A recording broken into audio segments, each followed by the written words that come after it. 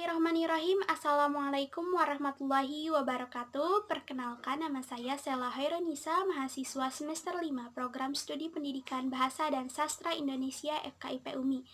Pada kesempatan kali ini, saya akan menyampaikan presentasi mengenai tokoh dan pokok pemikiran Ben Sohib. Ben Sohib adalah seorang penulis yang lahir pada tanggal 22 Maret 1967 di Jember, Jawa Timur. Ia termotivasi menulis karena ia menyukai sastra dan cerita. Latar belakang pendidikannya yakni SMA. Ia merupakan keturunan Arab yang berasal dari Hadramaut, Yaman. Garis keturunan tersebut berasal dari kakeknya, sedangkan neneknya merupakan keturunan dari Keraton Yogyakarta. Adapun ayahnya seorang pegawai negeri. Ben Sohib aktif menulis sejak di bangku SMP. Beberapa tulisannya berupa cerpen, puisi, dan features pernah dimuat di Sinar Harapan, Pelita, dan Hai. Kini ia aktif di komunitas sastra di Cililitan, Jakarta Timur yang bernama Majelis Sastra Masjid Al-Ma'mur. Dua novel bestsellernya berjudul Dedah Veci Kode yang terbit pada tahun 2006 dan Rosi dan Delia yang terbit pada tahun 2008. Ben Sohib merupakan peserta Literary Biennale. Literary Biennale merupakan festival sastra yang diadakan oleh komunitas Salihara dan komunitas Utan Kayu. Dalam acara tersebut, Ben Sohib menyampaikan tema mengenai sastra dan tradisi Islam.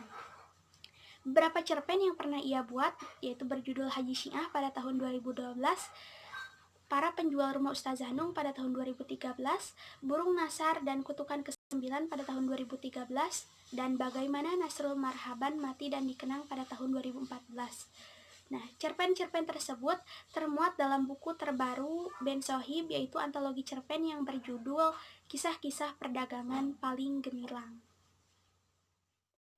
Berikut ini sinopsis beberapa cerpen tersebut. Yang pertama, Haji Syiah. Cerpen ini mengisahkan seorang haji yang bernama Rohili berusia 60 tahun. Haji tersebut dikenal sebagai Haji Syiah karena konon menganut aliran Syiah. Dia sering mengadakan majelis taklim di teras rumahnya bersama belasan anak muda, termasuk dua pemabuk bernama Faruk dan Ketal. Tindakan tersebut menuai protes warga, namun demikian akhirnya Haji Syiah dapat membuat Faruk dan Ketal insyaf. Hingga Faruk dan Ketal berpamitan pergi untuk bekerja di Pandeglang. Setelah beberapa bulan, Haji Syiah merindukan mereka berdua. Tetapi kemudian mereka membenci Haji Syiah mati-matian justru ketika keduanya telah taubat dan belajar di pondok pesantren. Selanjutnya, sinopsis cerpen Para Penjual Rumah Ustazah Nung. Cerpen ini mengisahkan seorang anak bungsu bernama Dullah berusia 38 tahun yang berkeinginan untuk menjual rumah pusaka tempat tinggal ibunya yakni Ustazah Nung. Keinginan tersebut ditentang kakak-kakaknya, namun Dullah tetap bersikeras. Rumah Ustazah Nung terletak di kampung Melayu besar. Terdapat motif terselubung pada jual beli rumahnya tersebut. Hal ini dilakukan oleh Bang Sanip, seorang maklar tanah yang sengaja memanfaatkan Dullah sebagai alasan, yang memperkuat Ustazah Nung agar mau melepaskan rumahnya untuk dijual.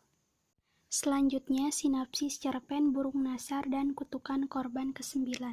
Cerpen ini menampilkan tokoh Hisam Tasir yang licik dan kejam karena memanfaatkan duka seseorang yang kehilangan kerabatnya untuk mendapatkan uang dengan cara menipu.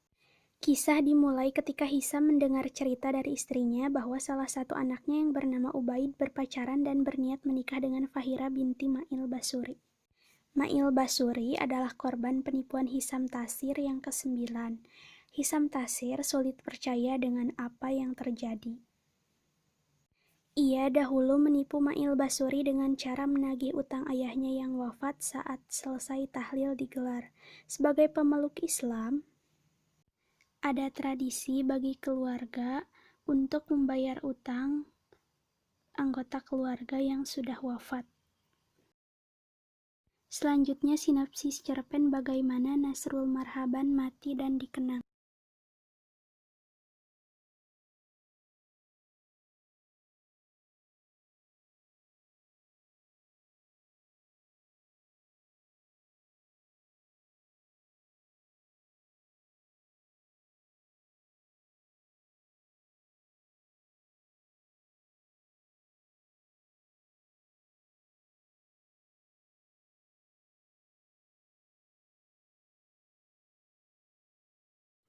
Selanjutnya, saya akan menyampaikan pokok pemikiran Ben Sohib. Dalam karya Ben Sohib yang saya analisis, penulis Ben Sohib mengangkat tema yakni berupa beberapa tradisi Islam yang berkembang di masyarakat Indonesia, khususnya di Betawi, yaitu budaya ataupun tradisi tahlil dan talqin dalam cerpen Burung Nasar dan Kutukan Kesembilan, dan tradisi menyimpan uang di dalam Al-Quran yang ada dalam cerpen Bagaimana Nasrul Marhaban Mati dan Dikenang. Ia juga mengangkat beberapa isu seperti perilaku sok suci ataupun fundamentalis yang sering terjadi ataupun dilakukan oleh seorang muslim. Kemudian mengangkat isu juga mengenai penipuan yang dilakukan oleh maklar tanah yang ingin membuat usahanya berhasil untuk mendapatkan tanah tersebut yang ada dalam cerpen Para Penjual Rumah Ustazah Nung. Ben Sohib ini banyak menceritakan kisah-kisah sehari-hari ataupun cerita yang nyata. Hal ini sesuai dengan apa yang diungkapkannya melalui wawancara. Jadi tema-tema yang diangkatnya ataupun pokok pemikiran yang ingin disampaikannya tidak jauh dari kehidupan sehari-hari yang ada di sekelilingnya mengenai etnisitas, perbedaan agama, dan sebagainya.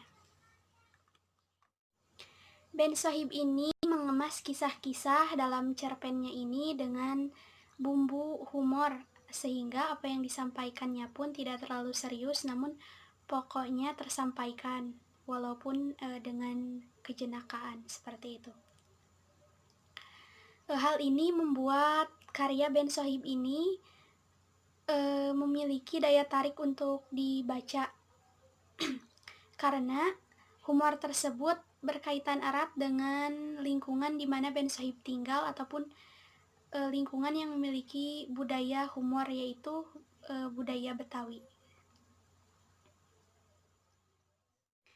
Dengan demikian, sumbangsih karya yang diciptakan oleh Ben Sohib ini secara tidak langsung turut andil dalam perkembangan sastra dan budaya di Indonesia. Oleh karena itu, Ben Sohib ini penting untuk dibahas. Mungkin sekian dari saya. Terima kasih. Wassalamualaikum warahmatullahi wabarakatuh.